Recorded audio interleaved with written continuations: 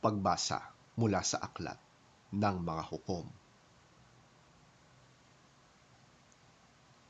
Dumating sa Ofra ang anghel ni Yahweh at naupo sa ilalim ng malaking puno na pag-aari ni Joas na buhat sa angkan ni Abiezer.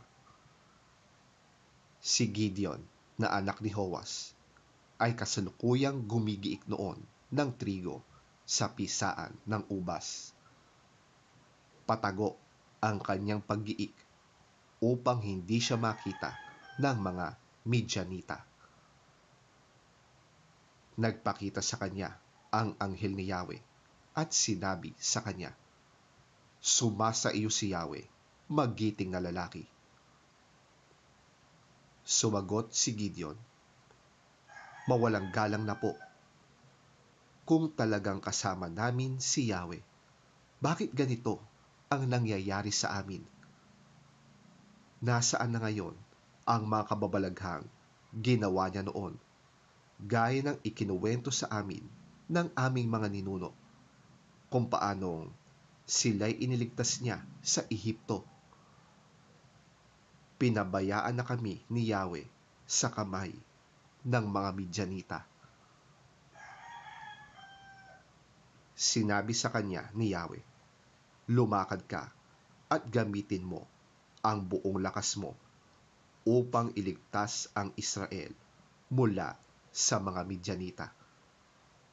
Ako mismo ang nagsusugo sa iyo."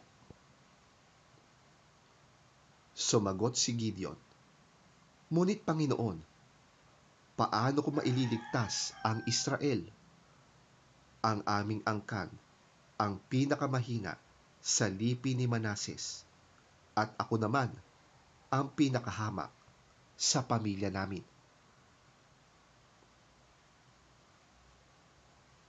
Sinabi sa kanya ni Yahweh, "Makakaya mo ito sapagkat tutulungan kita.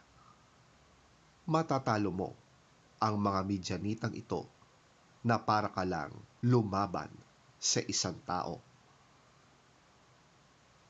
Sumagot si Gideon, "Kung ako po ay talagang kalugod-lugod sa inyo, bigyan ninyo ako ng palatandaang kayo nga ang nag-uutos sa akin.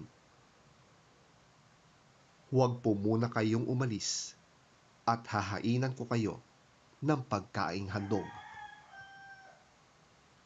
Hihintayin kita." Sagot ni Yahweh.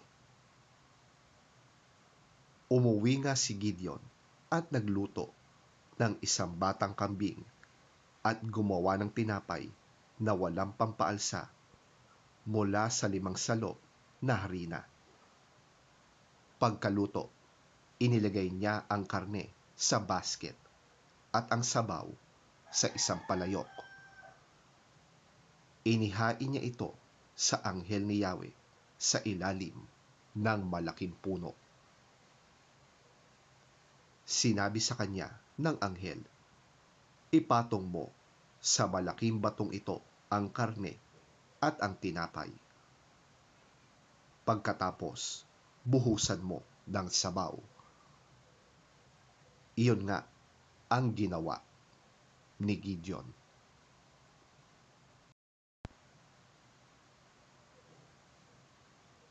Ang karne at ang tinapay ay hinawakan ng anghel ni Yahweh sa pamamagitan ng tungkod. May lumabas na apoy mula sa bato at nasunog ang karne at ang tinapay. Pagkatapos, ang anghel ni Yahweh ay nawala sa kanyang paningin. Saka pa lamang naunawaan ni Gideon na anghel nga ni Yahweh ang nakausap niya. Dahil dito, kinilabutan siya sa takot at sinabi, "Panginoong Yahweh, tulungan mo po ako. Harap-harapan kong nakita ang iyong anghel." Ngunit sinabi sa kanya ni Yahweh, "Huminahon ka. Huwag kang matakot. Hindi ka mamamatay." At si Gideon ay nagtayo roon ng isang altar para kay Yahweh na tinawag niyang si Yahweh ay kapayapaan.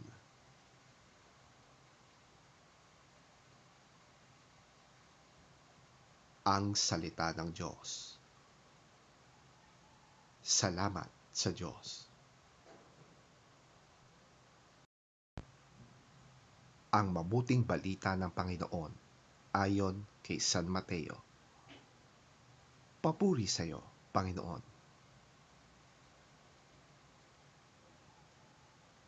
Sinabi ni Jesus sa kanyang mga alagad, "Tandaan ninyo, napakahirap sa isang mayaman ang makapasok sa kaharian ng langit."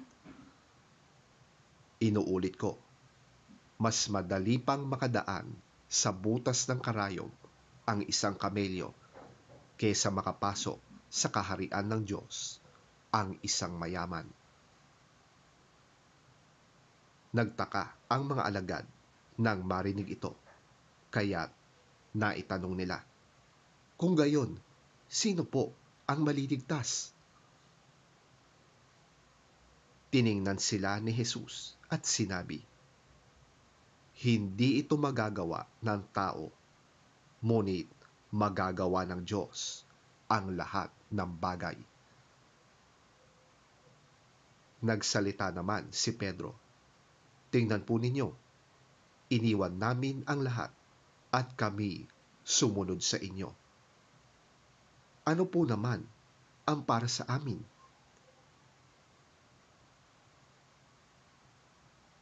Sinabi sa kanila ni Jesus, "Tandaan ninyo, kapag naghahari na ang anak ng tao sa kanyang trono ng kaluwalhatian sa bagong daigdig, kayong sumunod sa akin ay uupo din sa 12 trono upang mamuno sa 12 lipi ng Israel.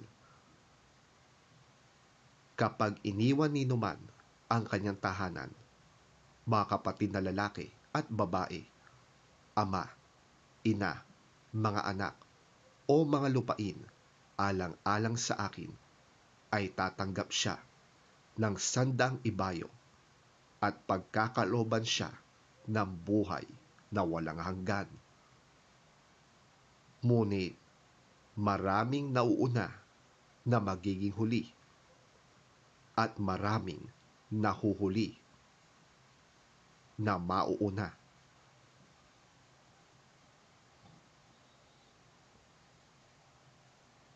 Ang mabuting balita ng ating Panginoon.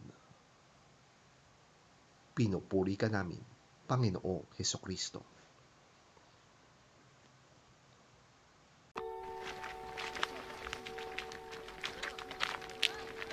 Then Jesus said to his disciples, "I tell you the truth. It is hard for a rich man to enter the kingdom of heaven. Again, I tell you, it is easier for a camel to go through the eye of a needle than for a rich man to enter the kingdom of God." When the disciples heard this, they were greatly astonished and asked, "Who then can be saved?" Jesus looked at them and said, With man, this is impossible. But with God, all things are possible. Peter answered him, "We have left everything to follow you. What then will there be for us?" Jesus said to them, I tell you the truth.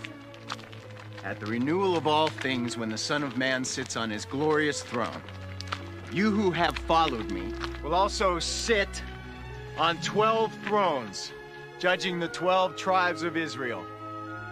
And everyone who has left houses or brothers or sisters or father or mother or children or fields for my sake will receive 100 times as much and will inherit eternal life. But many who are first will be last, and many who are last will be first.